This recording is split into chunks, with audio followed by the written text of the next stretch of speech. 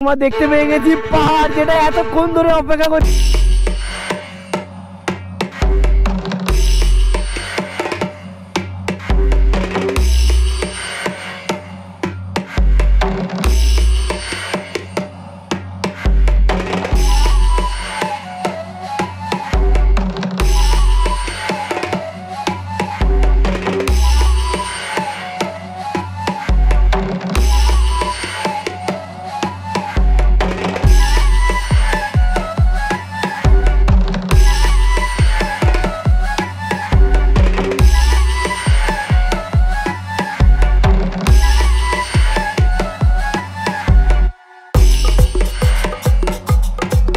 স্বাগত জানাই, happy independence day.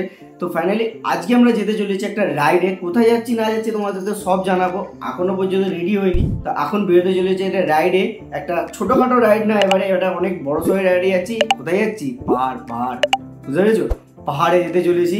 তো পাহাড়ে যাবো আজ, আমি একা নয়, আমার সাথে আরো কে কে যাচ্ছে না যাচ্ছে সেগুলো তোমাদেরকে দেখাবোই। অনেকক্ষণে জানি আছে, প্রায় 7 ঘন্টা আমাদের বাইক চালাতে হবে। হ্যাঁ, 7 ঘন্টা। এর আগে কিন্তু আমি এতক্ষণ কোনোদিনও বাইক চালিয়েছিলাম অনেক আগে, কিন্তু আবার অনেক দিন পর একটা রাইডে বেরোতে চলেছি, পাহাড় দেখতে যাবো আমার বিস্টকে নিয়ে। তো আমি একটা এক্সাইটমেন্টেই, আমি ঘুমাইও নি, কাজবাজ থেকে এসে গাড়ি ফাড়ি একটু হালকা ফুলকা পরিষ্কার করেছি, যা যা গিয়ার অ্যাপের চার্জ করা ছিল সেগুলো চার্জ করে নিয়েছি।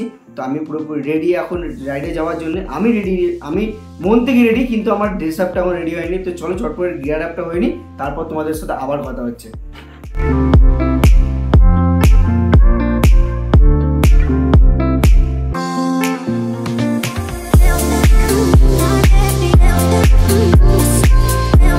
দেখতে পেলে রেডি হলাম, পুরো ঘেমে নিয়ে চান হয়ে গেছি, লিটারলি ঘরে হেভি গরম। কেন এই যে জ্যাকেটটা যে পরলাম না, এই জ্যাকেটটা পরে থাকা যায় না, সত্যি কথা বলছি, পুরো থাকা যায় না। আর নিচে আমার ওই 2 বন্ধু চলে এসেছে, ওখানে দাঁড়িয়ে রয়েছে, এখান দিয়ে দেখা যাচ্ছে, এই দেখো এই 2 বন্ধু আমার এসে গেছে এখান থেকে বেরোবে বলে। তো বাইরে বেরিয়ে না বাকি কথা হবে, গরমের জন্য ওরা কেউ আসেনি। বাইকে উঠে যত তাড়াতাড়ি না বেরোতে পারছি তত তাড়াতাড়ি হবে না। মা উঠে পড়েছে, মা গেটের সামনে দাঁড়িয়ে রয়েছে যে মাকে টাটা করবো। তো সেই কারণে তো চলো এখান থেকে বেরোই, বেরিয়ে তোমাদের সাথে মোটর ব্লগিংয়ের কথা হচ্ছে। ফাইনালি রেডি, গাড়িটাও এখানে মামা হয়েও গেছে, আর ভাইয়ের গাড়ি এখানে স্টার্ট হচ্ছে না, কী কারণে জানি না।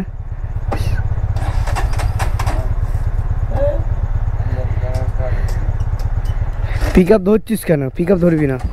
হ্যাঁ দাঁড়া, ওকে গরম হতে দে, কিছুক্ষণ গরম হতে দে, গরমটা হবে, ঠান্ডাটা হোক, তারপরে এ করবি। গাড়ি চালু হয়েছে, এগো কি বন্ধ হয়ে যাচ্ছে?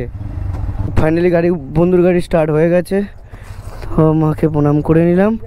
হ্যাঁ চলো আসছি, তাড়াতাড়ি শুয়ে পড়ো, বাবাকেও দেখো, আমি বেরোলাম।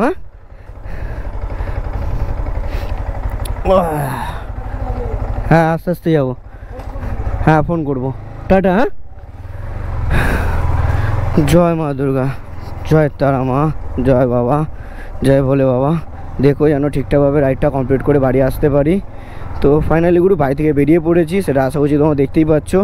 তো এখান থেকে আগে সর্বপ্রথম যেতে হবে আমার বাইকে, তো আমি ফিল আপ করেই রেখেছিলাম। তো গিয়ার আপ পুরো তো হয়ে যাচ্ছি, গ্লাভস দুটো নিয়ে নিয়েছি, সামনে এরকম বেঁধে নিয়ে নিয়েছি। আর তার বাদে এখন যাবে ভাই, এখন ভাইয়ের গাড়িটা পেট্রোল ফিল আপ করাতে। ততক্ষণে আমি একটুকুনি হাওয়া খাই, কেননা রিটেলি যা গরম লাগছে না, সেটা তোমাদেরকে বোঝাতে পারবো না যে গরমটা কী লেভেলের লাগছে। তো চলো এখান থেকে এখন যাব গড়পাতে ওরা ভাইরা তেলটা তুলবে, তারপর বাকি কথা হবে। ততক্ষণ একটু হাওয়াকে নিজেকে ঠান্ডা রাখি, তারপর তোমাদের সাথে আবার একটু কথা বলছি।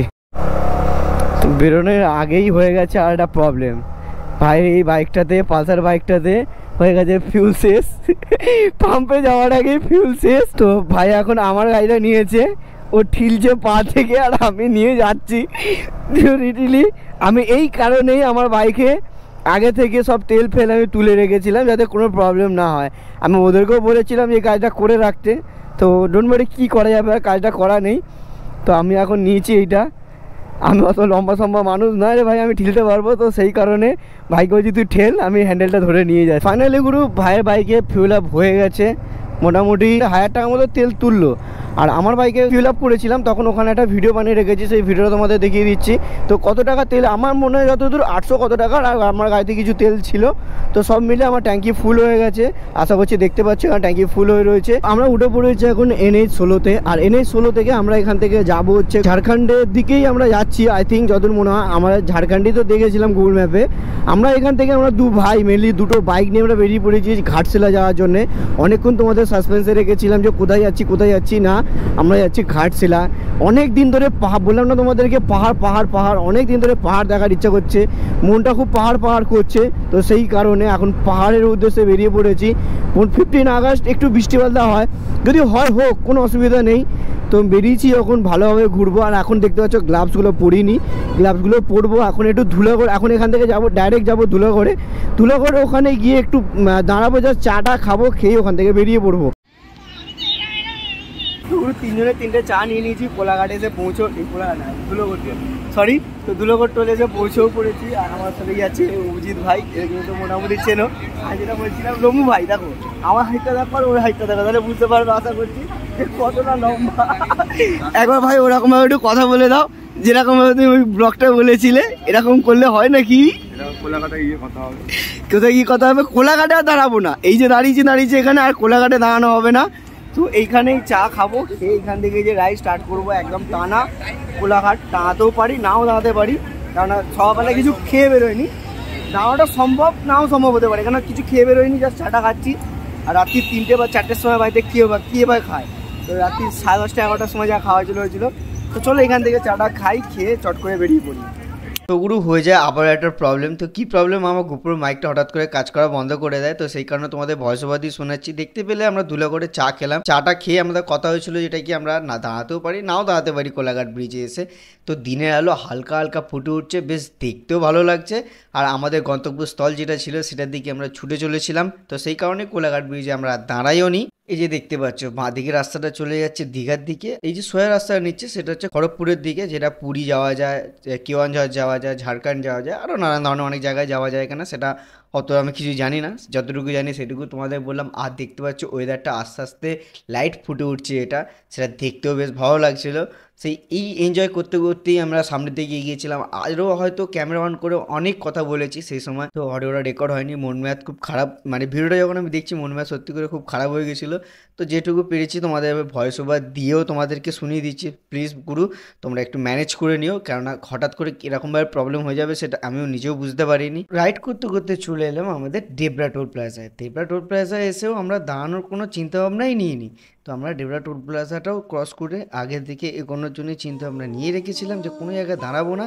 তো ডেবরা টোল প্লাজা ক্রস করতে দেখি আমার বাইকে 95 কিলোমিটার আমি গাড়ি চালিয়ে নিয়েছি। তো বেশ অনেকটাই এনজয় করছিলাম আমাদের রাইডটা, যে দুজনে আমাদের কোনো রকমেরই প্রবলেম হয়নি। তো চলো এরপরে তোমরা মোটর ব্লগিংটাই এনজয় করো।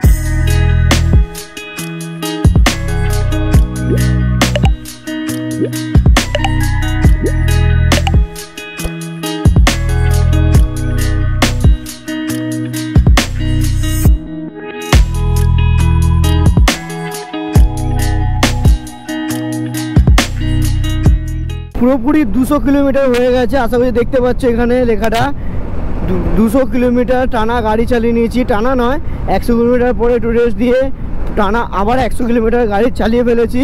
আর গুগল ম্যাপ আমাদের এখনও বলছে 34 কিলোমিটার গাড়ি চালাতে হবে।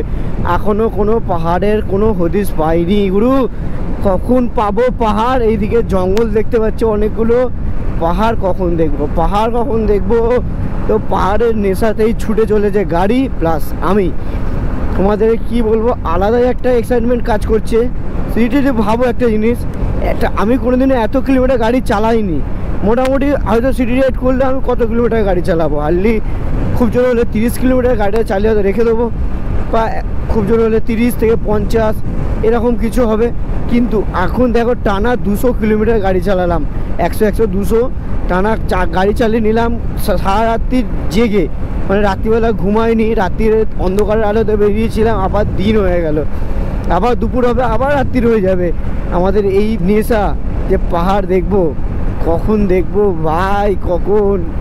এখনও বাকি আছে 38 মিনিট লাগবে আমাদের পৌঁছাতে, 8:49 9টা সামথিং টাইম দেখাচ্ছে।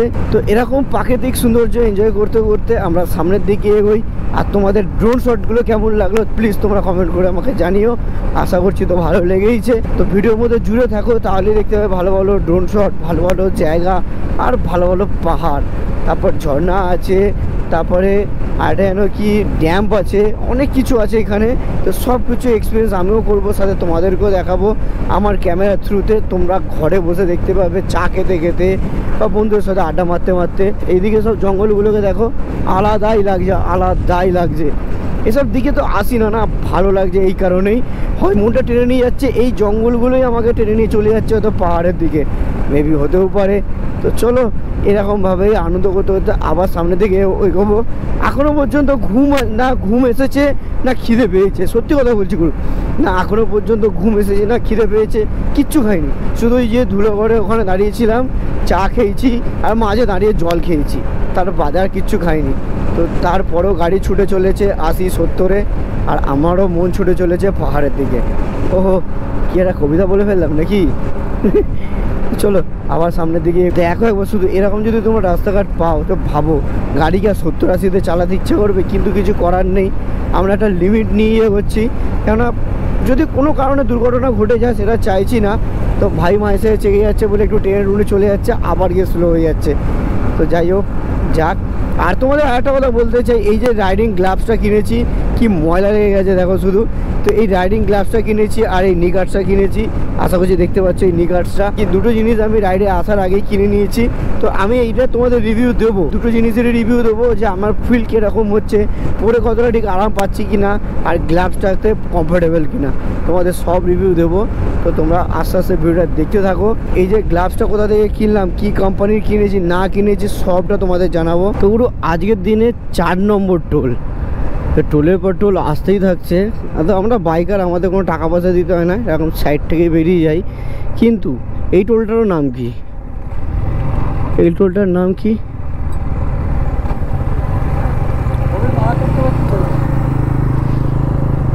ওহো, পাহাড়ের দেখা পাওয়া গেছে।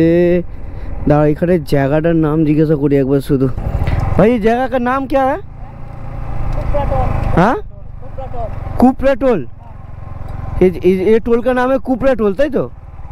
ठीक है, थैंक यू। হ্যাঁ, হালকা দেখা গেছে ভাই, হালকা একদম। পেট্রোলটা টপকেই আমরা দেখতে পেয়ে গেছি পাহাড়, যেটা এতক্ষণ ধরে অপেক্ষা করছিলাম। হয়তো গ্রোপ্রোতে দেখা যাচ্ছে না, কিন্তু চোখে দেখতে পাচ্ছি মেঘে ঢেকে রয়েছে পাহাড়টা, একদম হালকা ভাবে দেখা যাচ্ছে। তো এইখানে তো একটা ছবি তো বানতা है ভাই এই টোলের সাথে। Welcome to Jharkhand. সুবর্ণরেখা নদী জানা? नहीं, मैप मारे है इधर। यहाँ पे घूमने का अच्छा अच्छा स्पॉट कहाँ है, क्या क्या है? अच्छा, नहीं नहीं, हम बोला इधर रूम ले लेंगे तो वो सब घूम पाएंगे। हाँ ठीक है, तब इधर रूम लेने से अच्छा होगा ना, बुरुली जगह रूम लेने से अच्छा होगा? अच्छा ঠিক আছে, থ্যাংক ইউ ভাইয়া। ফাইনালি গুরু 235 কিলোমিটার রাইড করে ফাইনালি এখন চলে এসেছি ঘাটশিলায়। ঘাটশিলা বলতে এখন অন্য কোথাও যেতে পারিনি, একটা রুমের দরকার ছিল, কেননা এত সাইট সিন রয়েছে এখানে, একদিনের মধ্যে সেটা পসিবল নয়, সেটা তোমরা সবাই জানো। তো শরীরটা একটু টায়ার্ড হয়ে রয়েছে, সেরকম কোনো ব্যথা যন্ত্রণা কিছু নেই, সেটা তোমার রাইডটা দেখে বুঝতে পেরেছো যে কতটা আনন্দ করেছি না করেছি। মানে যে রুমটা নিয়েছি, রুমটা বেশ, এখানে জায়গাটা খুব সুন্দর, বেশ নিলিবিলি জায়গা, খুব ভালো লেগেছে। এখানে অনেক জায়গায় ঘুরলাম, অনেক জায়গায় ঘোরাফেরা করার পরেই তারপরে এই রুমটা পেয়েছি, মানে এই হোটেলটা পেয়েছি। রুমগুলো কিরকম, তোমরা যদি কেউ ঘাটশিলা আসো, আমি যে হোটেলটা নিয়েছি এই হোটেল এসে তোমরা ভিজিট করতে পারো। তো হোটেলের নাম হচ্ছে বিশাল হোটেল, তো তোমরা এসে সেখানে ভিজিট করতে পারো। এখন এই যে জামাটা দেখছো যেটা পরে রয়েছি, পুরো ঘেমে ভিজে গেছে, তো এইটা একটু ফ্রেশন আপ হবো, ফ্রেশন আপ হয়ে এক্ষুনি বেরোবো। এখানে যা সাইট সিন আছে যতগুলো পারবো সেগুলো দেখাবো তোমাদেরকে। তো এই ব্লগটাকে আর বড় করবো না, এই ব্লগটা এখানে এন্ড করলাম। তো দেখা হচ্ছে তোমাদের সাথে খুবই তাড়াতাড়ি নেক্সট একটা কোনো ব্লগে, ততক্ষণের জন্য চল টাটা।